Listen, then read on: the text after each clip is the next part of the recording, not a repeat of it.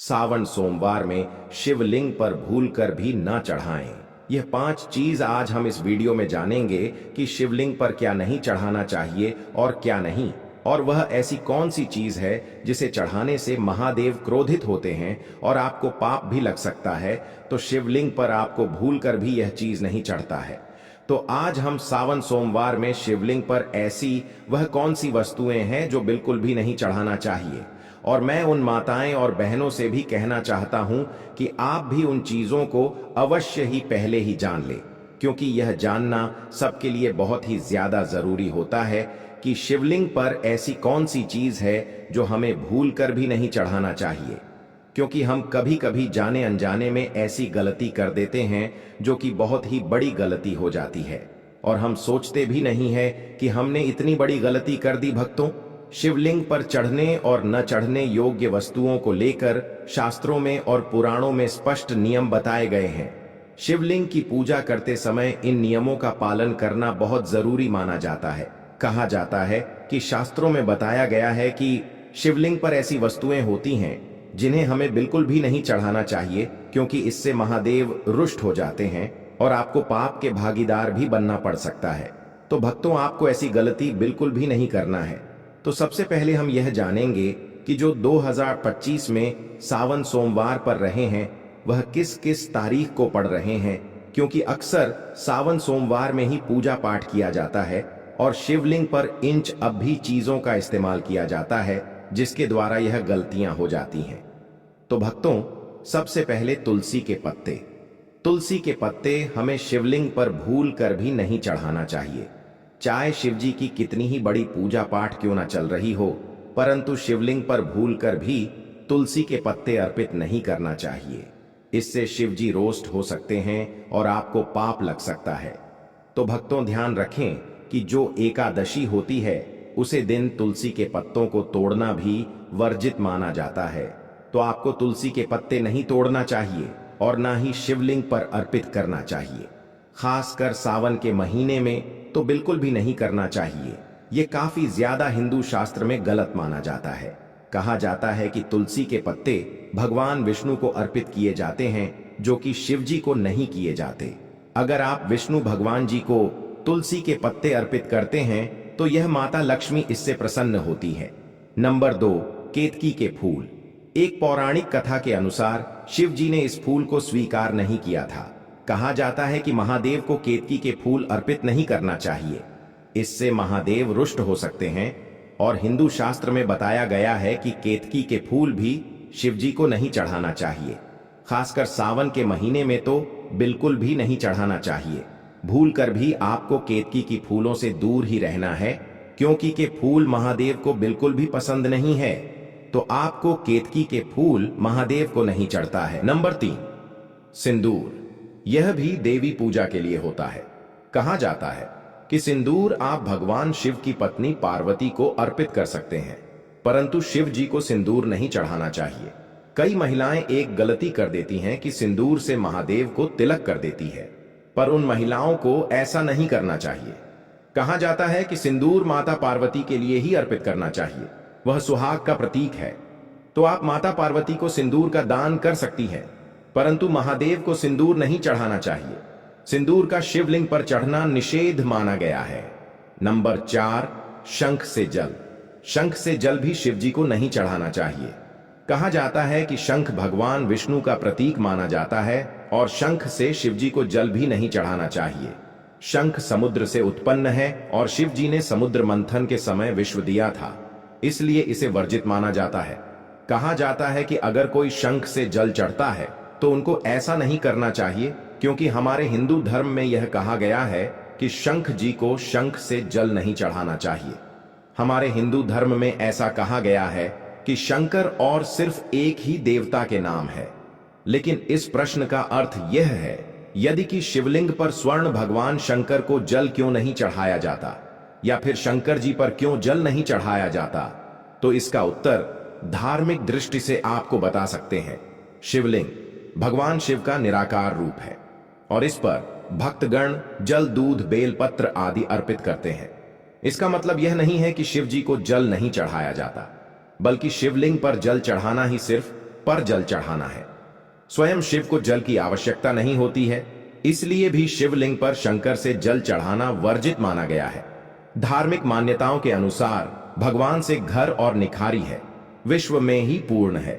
उन्हें किसी की पूजा की आवश्यकता नहीं है, लेकिन भक्तों के प्रेम को स्वीकार करते हैं। इस कारण वक्त अगर उनकी कृपा पाने के लिए शिवलिंग पर जल चढ़ाते हैं। ज्यादातर मंदिर में जो सिर्फ जी की मूर्ति होती है, वह शंकर के रूप में जटाधारी तिलसुरधारी, उन पर जल चढ़ाना सामान्य परंपरा नहीं है, क्योंकि वे स्टार मूर्ति के रूप में होते हैं और उसे पर जल चढ़ाने से मूर्ति को नुकसान हो सकता है। जबकि शिवलिंग विशेष रूप से जल और अन्य अर्पण सहने के लिए ही बनाई जाती है। तो आप शिवलिंग पर जल चढ़ा सकते हैं, परंतु शंकर से आपको नहीं चढ़ता है। नंबर 5, टूटे हुए चावल। महादेव को टूटे हुए चावल भी नहीं चढ़ाना चाहिए। कहा जाता है कि सावन के महीने में टूटे हुए चावल महादेव को अर्पित नहीं करना चाहिए, इससे महादेव रुष्ट हो सकते हैं। तो आप जब भी शिव जी की पूजा करें तो चावलों को एक अलग दिन कर रख लें और शिव जी पर अर्पित करें। खंडित और टूटे हुए चावल अर्पित ना करें, खासकर सोमवार के दिन। तो यह आपको बिल्कुल भी नहीं करना है। कटे फटे बेलपत्र भी शिव जी को नहीं चढ़ाना चाहिए। कहा जाता है कि बेलपत्र एकदम स्वच्छ और शुद्ध होना चाहिए। कहीं से भी दोषयुक्त बेलपत्र अर्पित नहीं करना चाहिए। और शिव जी को चावल बिना जल में भूगोल हुए सुख, अक्षत सुख चावल शिव जी को नहीं चढ़ाना चाहिए। नंबर 6, शिवलिंग पर हल्दी भी नहीं चढ़ाना चाहिए। तो चलिए आपको यह भी बता देते हैं कि शिवलिंग पर हल्दी क्यों नहीं चढ़ाई जाती। कहा जाता है कि हमारे हिंदू धर्म में शिवलिंग पर हल्दी इसलिए नहीं चढ़ाई जाती क्योंकि हल्दी में गम तासीर होती है, जबकि महादेव को शीतल चीज पसंद है, यानी कि ठंडी, जो उनको ठंडक दे, जबकि घर हल्दी गर्म चीज होती है। और भी हम जानते हैं कि शिवलिंग पर हल्दी क्यों नहीं चढ़ाई जाती है। कहा जाता है कि भगवान शिव को विराट तपस्वी और अहंकारी का प्रतीक माना जाता है। वह बैरागी है कि देवता है। हल्दी को शुद्धता, सौंदर्य और प्रजनन का प्रतीक भी माना जाता है। कहा जाता है कि शिवलिंग में स्वयं वैराग्य और सन्यासी का प्रतिनिधित्व होता है, इसलिए सौंदर्य और प्रजनन से जुड़ी वस्तुएं जैसे हल्दी, मेहंदी आदि उन्हें अर्पित नहीं की जाती। हल्दी का संबंध परंपरागत रूप से स्त्रियों के विवाह और सौभाग्य से जुड़ा है। कहा जाता है कि भगवान से साध्वी, तपस्वी और निर्गुण ब्रह्म का प्रतीक। गुना में हल्दी का स्वरूप मिल नहीं खाता, इसीलिए भी शिवलिंग पर हल्दी नहीं चढ़ाई जाती। और भी इसका कारण है, जैसे कि गर्म हल्दी गर्म तासीर की होती है और शिव जी को शीतलता पसंद है, इसलिए शिवलिंग पर दूध, जल, बेलपत्र, भस्म आदि शीतल और सात्विक चीज चढ़ाई जाती है। शिव जी को चंदन भी चढ़ाया जाता है, जो कि ठंडक देता है। कहा जाता है कि शिव जी को चंदन चढ़ाना काफी ज्यादा शुभ और फलकारी माना गया है, जबकि हल्दी शिव जी पर चढ़ना वर्जित मानी गई है। शास्त्रों और परंपराओं के अनुसार हल्दी शिवलिंग पर चढ़ना वर्जित मानी गई है। हालांकि सभी पुराणों में स्पष्ट वजन नहीं है, परंतु अधिकतर शिव परंपराओं में यह कहा गया है कि शिवलिंग पर हल्दी नहीं चढ़ाने चाहिए। कुछ परंपराओं में यह वजन किया गया है कि भारत शिवलिंग या फिर काले पत्थर की शिवलिंग पर आप हल्दी चढ़ा सकते हैं। भक्तों, यहां पर हमने आपको बताया कि शिवलिंग पर कौन सी चीज है जो नहीं चढ़ाना चाहिए। चलिए अब वह भी जान लेते हैं कि हमें शिवलिंग पर कौन सी चीज है वह चढ़ाना चाहिए। शिवलिंग पर चढ़ने का धार्मिक महत्व होता है और वह यह श्रद्धा और भक्ति का प्रतीक माना जाता है। हिंदू धर्म ग्रंथों के अनुसार शिवलिंग पर कुछ विशेष वस्तुएं चढ़ाने से विशेष फल की प्राप्ति होती है। सबसे पहले तो शिवलिंग पर एक लोटा जल आपको सावन के महीने में जरूर ही चढ़ाना चाहिए, क्योंकि भगवान से इतने भोले हैं कि वह एक लोटा से ही प्रसन्न हो जाते हैं। अगर कोई सच्ची मंच श्रद्धा से एक लोटा शिवलिंग पर चढ़ा देता है तो समझिए भगवान से पूछने प्रश्न कर लिया। सबसे सामान्य और पवित्र चढ़ना है। जल शांत भाव से जल अर्पित करने से मन को शांति मिलती है। कच्चा दूध, भगवान शिव को कच्चा और शुद्ध ठंडा दूध सब्जी को बहुत प्रिय है। इससे सौभाग्य और सुंदरता की प्राप्ति होती है। दही शिवजी को ठंडक प्रदान करता है और भक्तों को भी शांति प्रदान करता है। शहर शहर शिवलिंग पर जरूर ही चढ़ाना चाहिए। मिठास, जीवन में मिठास भरने के लिए और मनोकामना पूर्ति के लिए शिवलिंग पर शहर अवश्य ही चढ़ाई गीगी अग्नि तत्व को शांत करने के लिए होता है। इसलिए शिवलिंग पर की आवश्यक शरण गंगा जल अत्यंत पवित्र माना जाने वाला गंगा जल सभी अभिषेकों में विशेष रूप से उपयोगी माना जाता है। तो आप सावन के महीने में थोड़ा सा गंगा जल मिलकर जल चढ़ा सकते हैं। बेलपत्र शिवजी को सबसे ज्यादा प्रिय है। बेलपत्र चढ़ाना शुभ कार्य माना जाता है। आप पाट पटरी वाला बेलपत्र भी चढ़ा सकते हैं अगर आपके पास है। अगर आपके पास 5 पटरी वाला बेलपत्र नहीं है तो आप 3 पट्टी वाला भी बेलपत्र चढ़ा सकते हैं। धतूरा और आप थोड़े के फूल भी शिवजी को बहुत पसंद है, तो आप शिवजी को धतूरा और आंकड़े के फूल भी सावन के महीने में अवश्य चढ़ाएं। विश्व तत्व भी शिवजी को अत्यंत प्रिय है।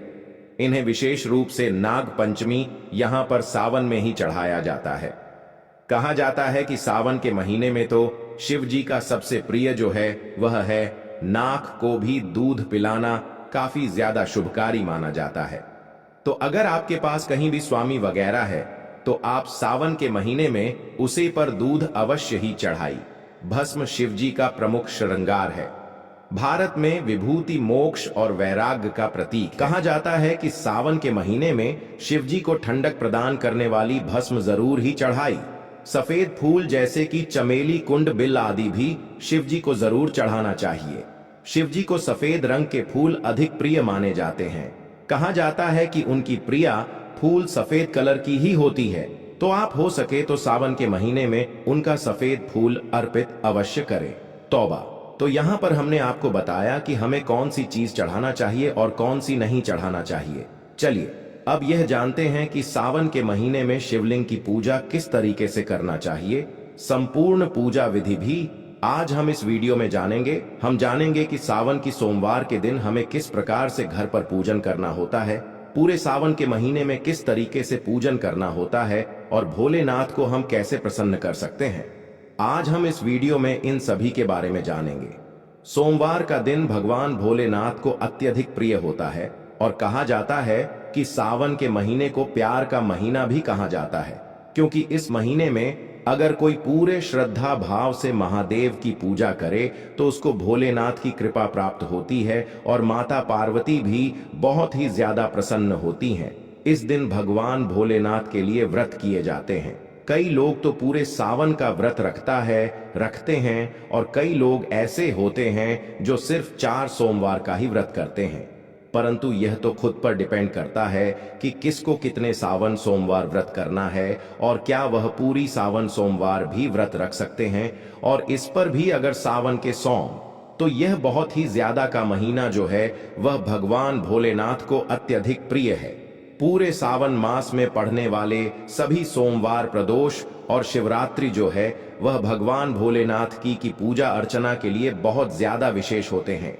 तो देखिए, इस दिन सुबह सवेरे नित्य कर्मों से स्नान आदि करके निवृत्त होकर साफ स्वच्छ वस्त्र धारण करें और हो सके तो भक्तों, नहाने के पानी में आप थोड़ा सा गंगा जल मिला लें। 1 से 2 बूंद गंगा जल की जरूर शामिल करें।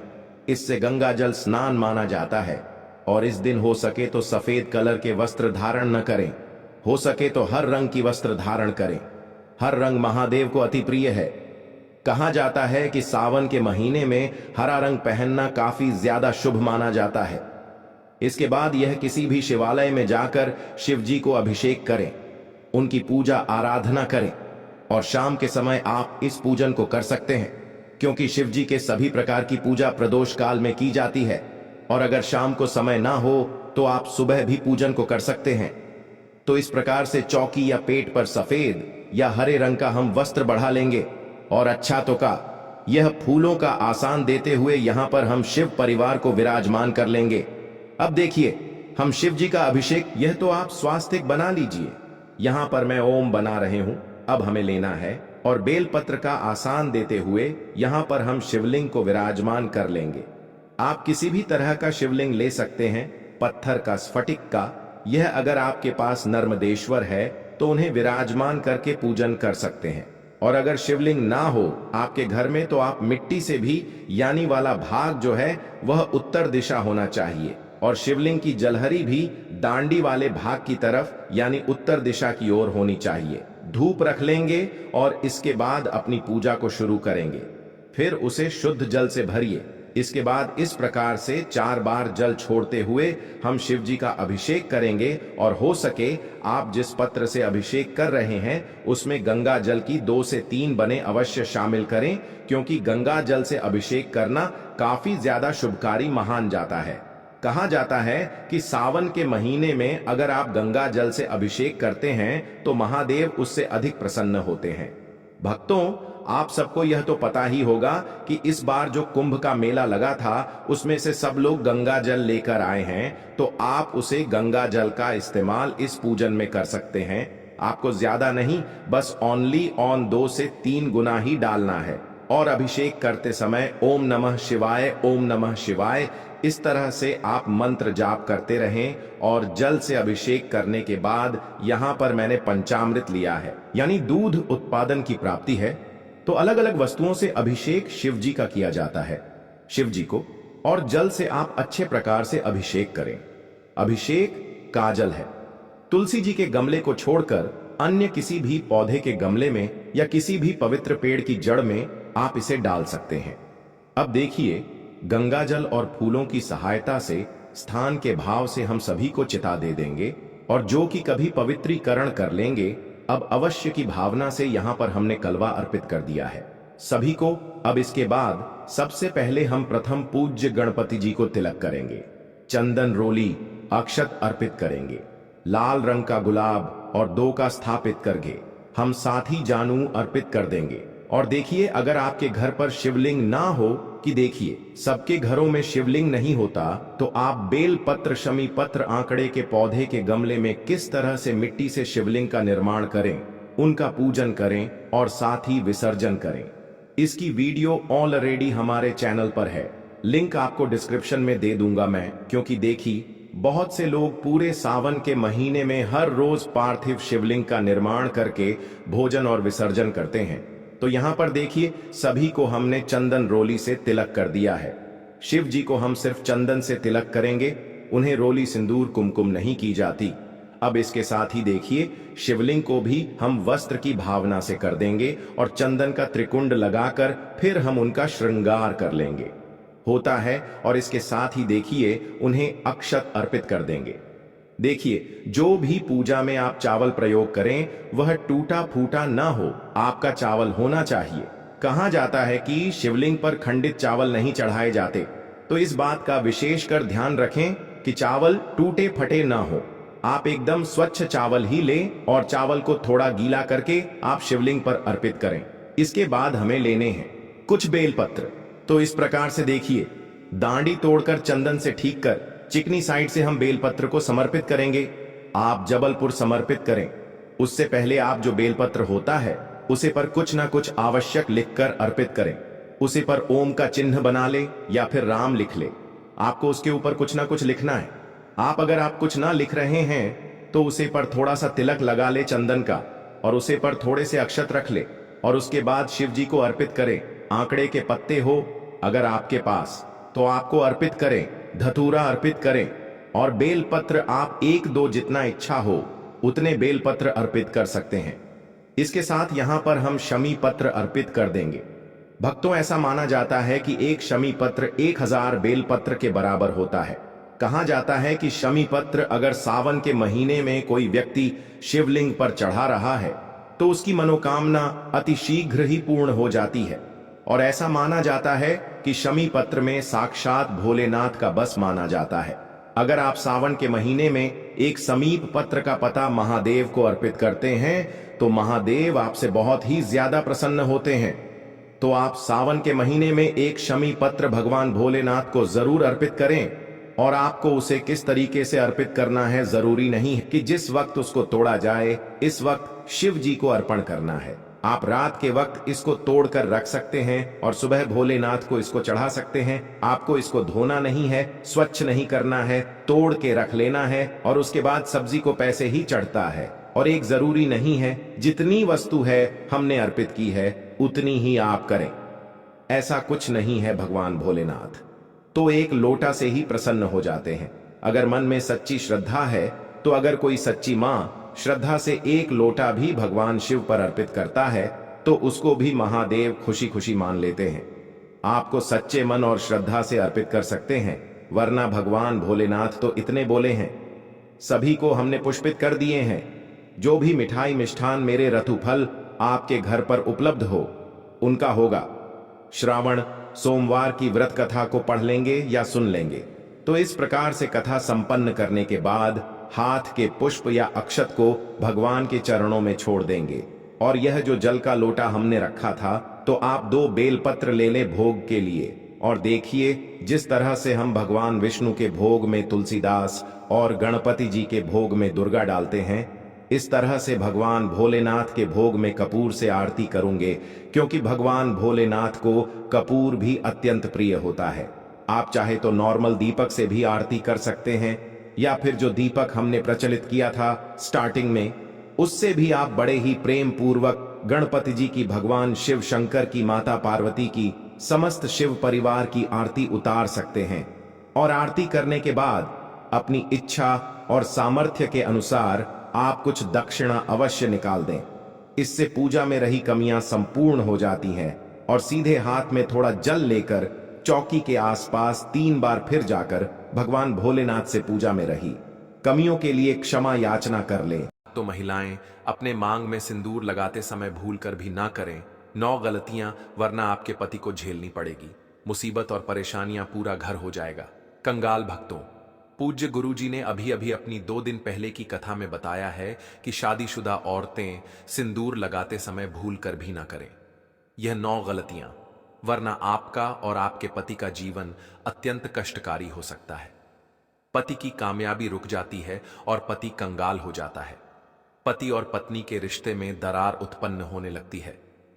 दोस्तों, गुरुजी का कहना है कि हिंदू धर्म में सिंदूर लगाने की परंपरा को महिलाएं लंबे समय से निभाती आ रही हैं, पर आज के समय में सिंदूर लगाने के तरीके बदल गए हैं। कई महिलाएं तो मांग में सिर्फ बारीक सी लकीर खींचकर सिंदूर लगा लेती हैं, तो कई महिलाएं मांग में लगाने के बजाय माथे पर हल्का सा लगाती हैं। उनको इस बात का अंदाजा नहीं होता कि ऐसा करना कितना नुकसानदायक हो सकता है। दरअसल महिलाओं के सिंदूर लगाने का तरीका सीधे तौर पर उनके पति के जीवन पर प्रभाव डालता है। इसीलिए जरूरी है कि सिंदूर लगाते समय कुछ बातों का ध्यान जरूर रखें। तो चलिए जान लेते हैं, सिंदूर लगाते समय कौन सी गलतियां नहीं करनी चाहिए जो उनके पति की कंगाली का कारण बनती है। दोस्तों, सुहागिनों की निशानी उसका मांग का सिंदूर और उसके हाथ की चूड़ी है। दोस्तों, एक औरत कितना भी सच संवर जाए, लेकिन इन चीजों के बिना सुंदर नहीं दिख सकती, क्योंकि यह एक महिला के सुहाग की निशानी होती है। अगर महिला इन चीजों के प्रति सजग नहीं रहती है तो उसके पति की जान भी जा सकती है। जी हां दोस्तों, आपने बिल्कुल सही सुना। मांग का सिंदूर, हाथों की चूड़ी, गले का मंगलसूत्र महिला के सजने की वस्तु नहीं है। यह वस्तु उसके पति की लंबी आयु के लिए होती है। लेकिन आज के बदलते आधुनिक युग में महिलाओं ने इन सब चीजों को फैशन की वस्तु बना ली है, लेकिन ऐसा नहीं करना चाहिए। यदि आप लोग भी मांग में सिंदूर लगाते समय कुछ गलतियां करती हैं, तो यह आपके पति के लिए अच्छा नहीं है और यह धन हानि का कारण भी बन सकता है। हमारे हिंदू धर्म में 16 श्रृंगार का बहुत ज्यादा महत्व बताया गया है। जब भी किसी शादीशुदा महिला की बात आती है, तब 16 श्रृंगार में से सबसे ज्यादा सिंदूर ही मायने रखे। पौराणिक कथाओं के अनुसार ऐसी मान्यता है कि सिंदूर ही किसी सुहागन की पहचान होती है। हिंदू शादियों में सिंदूर की रस्म बेहद खास होती है और शादी के दिन के बाद से महिलाएं रोज अपने पति की दीर्घायु की कामना में अपने मांग में सिंदूर भरती हैं। सिंदूर के बिना किसी की शादी तक भी नहीं हो सकती है, लेकिन सिंदूर लगाते समय कुछ बातों को ध्यान रखना जरूरी होता है। ऐसा माना जाता है कि यदि महिलाएं सिंदूर लगाते समय कुछ गलतियां करती हैं, तो यह पति के जीवन में दुर्भाग्य का कारण भी बन सकती है। मान्यता है कि यह गलतियां पति को कंगाल तक बना सकती हैं। सिंदूर, जिसे कुमकुम के नाम से भी जाना जाता है, इसे मुख्य रूप से विवाह का प्रतीक माना जाता है। ऐसा माना जाता है कि हिंदू शादी की रस्म तभी पूरी होती है जब वर मंडप में वधू की मांग में सिंदूर लगाता है। सिंदूर को विवाह का प्रतीक माना जाता है। विवाहित महिलाएं अपने माथे के बीच से सिर के मध्य तक बालों के बीच में सिंदूर लगाती हैं। दरअसल यह प्रथा सदियों से चली आ रही है। और मांग में सिंदूर लगाना सुहागिनों के मुख्य श्रृंगार में से एक माना जाता है। आइए अब हम जान लेते हैं कि सिंदूर लगाते समय आपको कौन सी गलतियां करने से बचना चाहिए। लेकिन उससे पहले अगर आप भी चाहते हैं कि लक्ष्मी माता का आशीर्वाद आप पर बना रहे तो इस वीडियो को एक लाइक करें और आपके अपने चैनल द संध्या वॉइस को सब्सक्राइब कर लें और कमेंट बॉक्स में जय लक्ष्मी माता जरूर लिखें। इससे हमें मोटिवेशन मिलता है जिससे हम आप लोगों के लिए और अच्छे अच्छे वीडियो बना पाते हैं। और साथ ही आप अपनी राशि को कमेंट बॉक्स में जरूर डाल दें क्योंकि हम राशि से जुड़ा भाग्य भी बताते हैं और भाग में चल रही परेशानियों को तत्काल दूर करने के लिए आसान से आसान उपाय भी बताते हैं। इसलिए आप अपनी राशि कमेंट बॉक्स में जरूर डाल दें। नंबर 1, भक्तों मंगलवार के दिन सिंदूर नहीं लगाना चाहिए क्योंकि पौराणिक कथाओं के अनुसार एक बार हनुमान जी ने माता सीता का सिंदूर देखकर इसे अपने पूरे शरीर पर लगा लिया था। तभी से यह परंपरा बनी कि मंगलवार को महिलाएं सिंदूर न लगाएं क्योंकि इस दिन हनुमान जी को सिंदूर चढ़ाया जाता है और वे बाल ब्रह्मचारी माने जाते हैं। इस दिन सिंदूर लगाने से शुभ फल नहीं मिलते बल्कि यह अशुभ माना जाता है। इसके अलावा कभी भी अपना इस्तेमाल किया हुआ सिंदूर किसी और महिला को नहीं देना चाहिए। ऐसा करने से पति के जीवन पर बुरा असर पड़ सकता है और दुर्भाग्य आ सकता है। यह न केवल वैवाहिक जीवन के लिए हानिकारक माना जाता है बल्कि आर्थिक समस्याओं का कारण भी बन सकता है।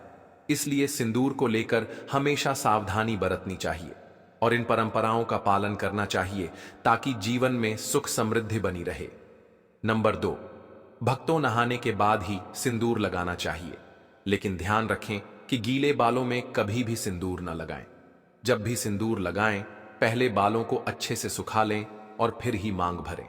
ऐसा कहा जाता है कि गीले बालों में सिंदूर लगाने से पति के स्वास्थ्य पर बुरा असर पड़ सकता है, इसलिए इस बात का खास ध्यान रखना जरूरी है। इसके अलावा कभी भी किसी और से उपहार में मिला सिंदूर न लगाएं। मान्यताओं के अनुसार दूसरे के पैसे से खरीदा हुआ सिंदूर लगाने से पति के जीवन में धन हानि हो सकती है। हालांकि अगर सास, जेठानी, ननद या ससुराल के किसी अन्य बड़े बुजुर्ग ने सिंदूर उपहार में दिया है तो उसे इस्तेमाल किया जा सकता है। इन परंपराओं का पालन करने से दांपत्य जीवन सुखी और समृद्ध बना रहता है।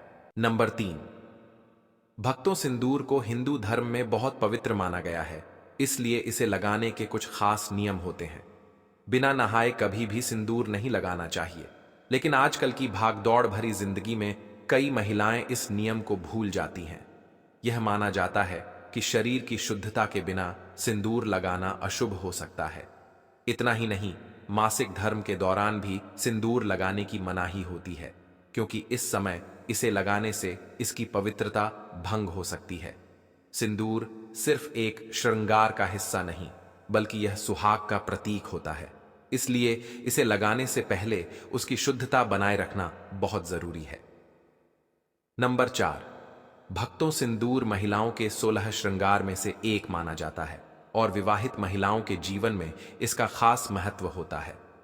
रोज सिंदूर लगाना शुभ माना जाता है, लेकिन पूजा पाठ के समय इसे लगाना और भी जरूरी होता है। जब भी कोई धार्मिक अनुष्ठान या पूजा करें तो मांग में सिंदूर जरूर भरें क्योंकि इसे सौभाग्य और सुख समृद्धि का प्रतीक माना जाता है। इसके अलावा जितने भी व्रत पति की लंबी उम्र के लिए किए जाते हैं जैसे करवा चौथ, तीज, वट सावित्री पूजा आदि, इन सभी में सिंदूर लगाना बहुत शुभ माना गया है। ऐसा करने से पति की आयु लंबी होती है और दांपत्य जीवन में खुशहाली बनी रहती है। नंबर 5, भक्तों कुछ महिलाएं फैशन या दूसरी वजहों से सिंदूर तो लगाती हैं लेकिन उसे बालों से छिपा लेती हैं जिससे वह दिखता नहीं है। ऐसा करना गलत माना जाता है क्योंकि मान्यताओं के अनुसार इससे पति के जीवन में असफलता आ सकती है। इसलिए हमेशा सिंदूर को मांग के बीचों बीच लगाना चाहिए ताकि यह साफ नजर आए। लेकिन ध्यान रखें कि सिंदूर कभी भी किसी बाहरी व्यक्ति के सामने नहीं लगाना चाहिए क्योंकि इसे लेकर कुछ परंपराएं और मान्यताएं जुड़ी होती हैं। सिंदूर लगाने के कुछ खास नियम भी होते हैं जिनका पालन करना जरूरी है। हिंदू विवाह में सिंदूर लगाने की रस्म को सबसे महत्वपूर्ण माना जाता है। क्योंकि यह सुहाग का प्रतीक होता है। शादी के बाद भी इसे सही तरीके से और सही समय पर लगाना जरूरी होता है। शास्त्रों के अनुसार कुछ खास दिनों में सिंदूर लगाने से बचना चाहिए, क्योंकि इन दिनों में इसे लगाने से अशुभ फल मिल सकते हैं। इसलिए जब भी सिंदूर लगाएं, उसकी पवित्रता और नियमों का ध्यान जरूर रखें, ताकि दांपत्य जीवन सुखी और शुभ बना रहे। नंबर 6, भक्तों। आजकल कई महिलाएं फैशन या ट्रेंड के कारण टेढ़ी मेढ़ी मांग में सिंदूर लगाती हैं, लेकिन ऐसा करना सही नहीं माना जाता। हमेशा सिंदूर को सिर के बीचों बीच सीधी मांग में ही लगाना चाहिए, क्योंकि यही शुभ माना गया है। कुछ महिलाएं सही जगह पर सिंदूर तो लगाती हैं, लेकिन बहुत हल्का या कम लगाती हैं, जिससे वह ठीक से नजर नहीं आता। मान्यताओं के अनुसार लंबी और भरी हुई मांग में सिंदूर लगाना अधिक लाभकारी होता है। यह पति पर आने वाली परेशानियों को दूर करता है और जीवन में सुख समृद्धि लाने में मदद करता है। इसलिए जब भी सिंदूर लगाएं, उसे पूरी श्रद्धा और सही तरीके से लगाएं, ताकि उसका पूरा शुभ फल मिल सके। आइए अब हम जानते हैं कि सिंदूर लगाते समय किस दिशा की तरफ मुंह करके सिंदूर लगाना चाहिए। लेकिन उससे पहले, अगर आप भी चाहते हैं कि लक्ष्मी माता का आशीर्वाद आप पर बना रहे, तो इस वीडियो को एक लाइक करें और आपके अपने चैनल द संध्या वॉइस को सब्सक्राइब कर ले और कमेंट बॉक्स में जय लक्ष्मी माता जरूर लिखें। इससे हमें मोटिवेशन मिलता है, जिससे हम आप लोगों के लिए और अच्छे अच्छे वीडियो बना पाते हैं। और साथ ही आप अपनी राशि को कमेंट बॉक्स में जरूर डाल दें, क्योंकि हम राशि से जुड़ा भाग्य भी बताते हैं और भाग में चल रही परेशानियों को तत्काल दूर करने के लिए आसान से आसान उपाय भी बताते हैं। इसलिए आप अपनी राशि कमेंट बॉक्स में जरूर डाल दें। हमारे हिंदू धर्म में वास्तुशास्त्र का बहुत महत्व है और यह हमारे जीवन की छोटी बड़ी हर चीज से जुड़ा हुआ है। ठीक वैसे ही सिंदूर लगाने के भी कुछ वास्तु नियम बताए गए हैं। ऐसा कहा जाता है कि महिलाओं को सिंदूर लगाते समय दक्षिण दिशा की ओर मुंह नहीं करना चाहिए, क्योंकि इससे जीवन में नकारात्मक असर पड़ सकता है। दक्षिण दिशा में मुंह करके सिंदूर लगाने से वैवाहिक जीवन में परेशानियां आ सकती हैं। इसलिए इसे लगाने के लिए पूर्व, उत्तर या पश्चिम दिशा का ही चयन करना चाहिए। सिंदूर का रंग मुख्य रूप से लाल होता है, जिसे शक्ति और ऊर्जा का प्रतीक माना जाता है। प्राचीन समय से ही इसे माथे के उस खास बिंदु पर लगाया जाता है जो शरीर की कई महत्वपूर्ण गतिविधियों को नियंत्रित करता है और हार्मोन संतुलन बनाए रखने में मदद करता है। सिंदूर को सुहाग का प्रतीक माना गया है और इसे लगाने से पति की लंबी उम्र और दांपत्य जीवन की मजबूती का आशीर्वाद मिलता है। इसीलिए जब भी सिंदूर लगाएं, उसके नियमों और महत्व को समझकर सही तरीके से लगाएं, ताकि जीवन में सुख समृद्धि बनी रहे। सुहागिन स्त्रियों के लिए सिंदूर का विशेष महत्व होता है और इसे सही समय और सही नियमों के अनुसार लगाने से जीवन में सुख समृद्धि बनी रहती है। धार्मिक मान्यताओं के अनुसार माता पार्वती भी भगवान शिव के लिए अपने माथे पर सिंदूर लगाती थीं। इसलिए उन्हें सिंदूर चढ़ाने की परंपरा है। कहा जाता है कि किसी भी पूजा पाठ या शुभ अवसर पर मांग में सिंदूर अवश्य लगाना चाहिए, क्योंकि यह पति की लंबी उम्र और वैवाहिक जीवन की खुशहाली का प्रतीक माना जाता है। करवा चौथ, वट सावित्री पूजा, हरितालिका तीज और अन्य ऐसे व्रत जो सुहागिन स्त्रियों के लिए विशेष महत्व रखते हैं, इन सभी अवसरों पर सिंदूर लगाना शुभ होता है। इसके अलावा रविवार, सोमवार और शुक्रवार के दिन भी मांग में सिंदूर भरना बहुत लाभकारी माना जाता है। ऐसी मान्यता है कि इन दिनों में माता गौरा को सिंदूर अर्पित करके फिर स्वयं मांग भरने से अखंड सौभाग्य का वरदान प्राप्त होता है। ऐसी मान्यता है कि इन दिनों में माता गौरा को सिंदूर अर्पित करके फिर स्वयं मांग भरने से अखंड सौभाग्य का वरदान प्राप्त होता है। यह न सिर्फ पति की लंबी उम्र और अच्छे स्वास्थ्य के लिए शुभ होता है, बल्कि दांपत्य जीवन में प्रेम और सुख समृद्धि को भी बनाए रखता है। हालांकि कुछ विशेष दिनों में सिंदूर लगाने से बचना चाहिए।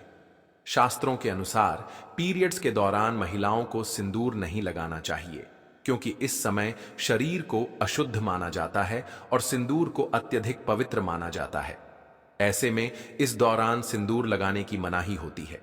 इसके अलावा मंगलवार के दिन भी सिंदूर नहीं लगाना चाहिए, क्योंकि यह दिन हनुमान जी को समर्पित है और उन्हें बाल ब्रह्मचारी माना जाता है।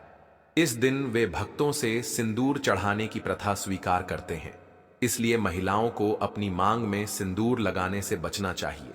अगर सुहागिन स्त्रियां इन नियमों का पालन करते हुए सिंदूर लगाती हैं, तो यह उनके जीवन में सकारात्मक ऊर्जा लाता है और उनके वैवाहिक जीवन को खुशहाल बनाए रखता है। धार्मिक मान्यताओं के अनुसार सही तरीके से लगाए गए सिंदूर का प्रभाव बहुत शक्तिशाली होता है, जिससे जीवन में सुख, समृद्धि और सौभाग्य हमेशा बना रहता है। दोस्तों, यह तमाम जानकारी जन रुचि को ध्यान में रखकर दी जा रही है। ज्योतिष और धर्म के उपाय को अपनी आस्था और विश्वास पर आजमाएं। हमारी वीडियो का उद्देश्य सिर्फ आपको बेहतर सलाह देना है। इस संदर्भ में हम किसी भी प्रकार का कोई दावा नहीं करते हैं। तो दोस्तों, आज की हमारी वीडियो आपको कैसी लगी, हमें कमेंट करके बताएं। अगर आपको हमारी वीडियो अच्छी लगी तो कमेंट बॉक्स में जय मां लक्ष्मी जरूर लिखें।